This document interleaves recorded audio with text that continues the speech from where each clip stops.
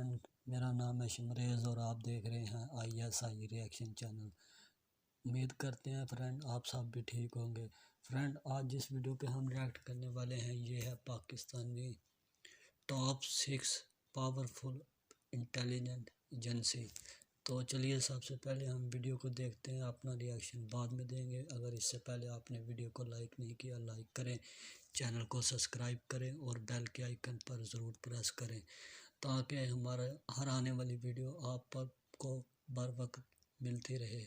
تو چلیے ویڈیو کو سٹارٹ کرتے ہیں۔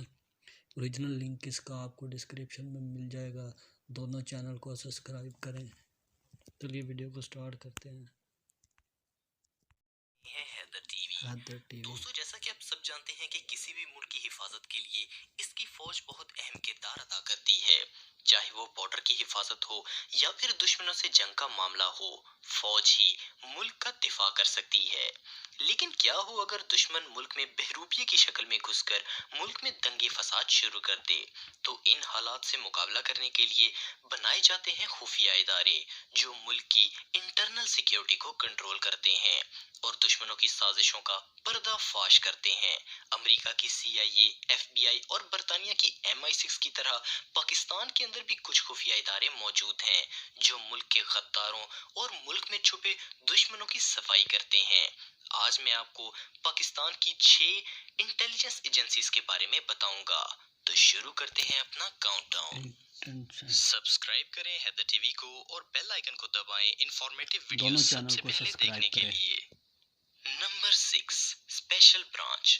دوستو اسپیشل برانچ پاکستانی پولیس کا ایک خفیہ ادارہ ہے جو کہ ایک اضافی انسپیکٹر جنرل آف پولیس کے آفیسر کے انڈر کام کرتا ہے۔ اس ادارے کا مین مقصد گورنمنٹ کے اوپر نظر رکھنا ہے۔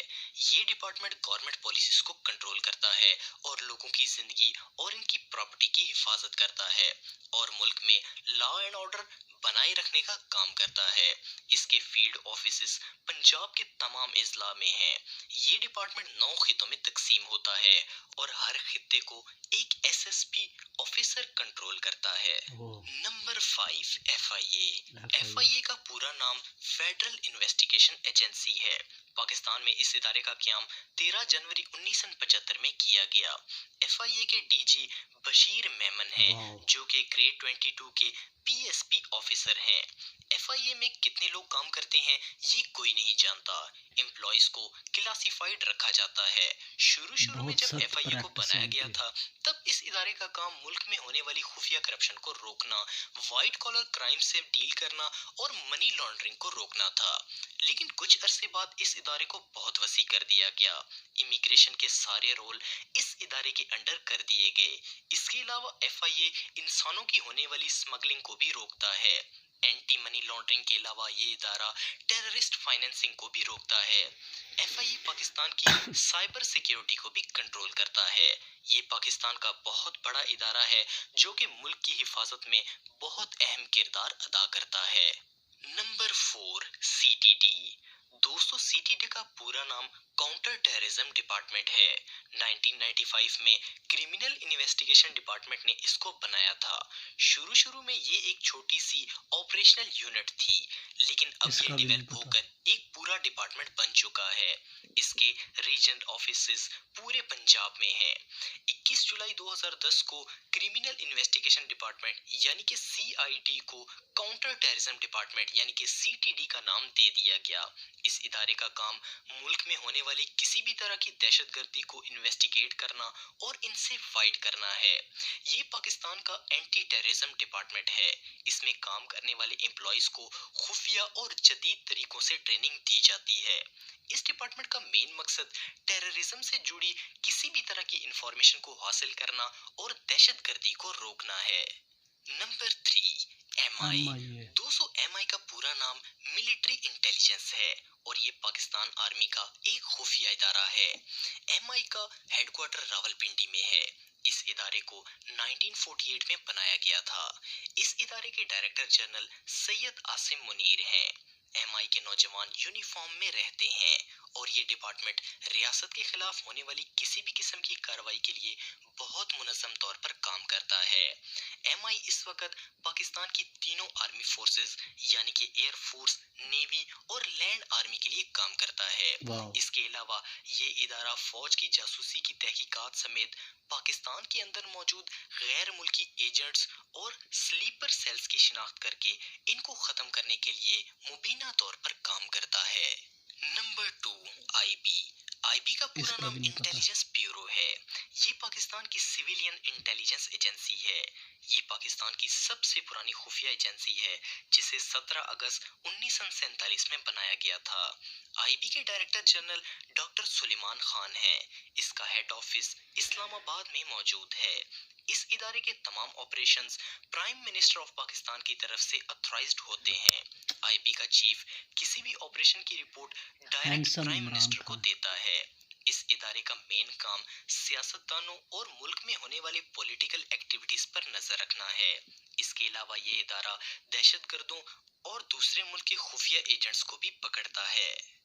Number 1, ISI. ISI। आईएसआई का पूरा नाम इंटर सर्विसेज इंटेलिजेंस है। ये पाकिस्तान का सबसे बड़ा खुफिया इदारा है।